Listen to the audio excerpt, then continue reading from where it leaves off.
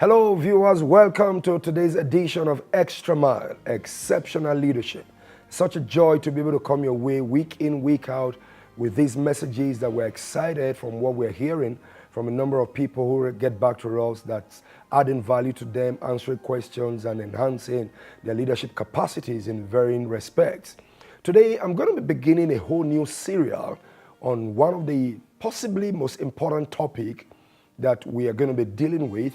It has to do with effective fathering. Effective fathering. Anybody who has been a parent or who understands the enormity of the responsibility of parenting cannot but agree that parenting is possibly the most important life assignment.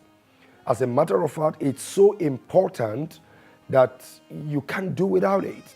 The implications of ineffective parenting are too colossal, are too serious to be undermined or ignored. That's why parenting is the most rewarding life accomplishment, and it's also the most complex and demanding work anybody can do anytime, anywhere.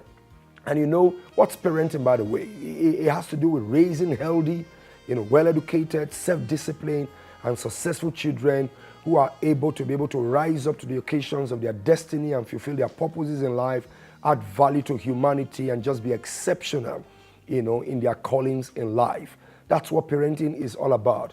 The truth of the matter is that whenever there is a failure of parenting, all the successes in the world cannot compensate for failure in parenting. As a matter of fact, if a man or a person succeeds in many ventures of life and ends up a failure in parenting, that's a major deficit. That's a major failing. And that's why we have to understand it. The only unfortunate reality about the concept of parenting is that parenting is hardly taught. People basically go into parenting working on what I want to call common sense. A lot of assumptions, a lot of presumptions. And that is why at the end of the day, you would discover from the series we're going to be sharing that people do not actually come out at the end of the day as successful parents. But within the parenting responsibility, I'm focusing specifically on the role of the father. Because you see, the father, to my mind, and I'm going to be justifying that in the course of these sessions, is the key to effective parenting. The father is very central in parenting. As a matter of fact, everything about the destiny of children, of the family, rests or revolves around the role of a father. That is why Satan, who is the arch enemy of humanity, of man, understanding this, has been very deliberate in doing everything to ensure that men or fathers are not effective in their role. Because his purpose and his counsel and his agenda against humanity can be better served, quicker served, simply by making fathers to be ineffective. Think about it.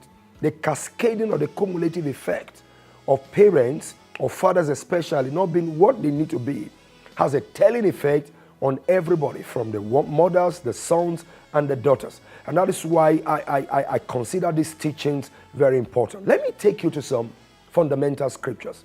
If you go to the book of Malachi, chapter number 4, from verses 5 to 6, you know what the Bible says? God was speaking. That's the very last chapter, or the last chapter and the last book of the Old Testament.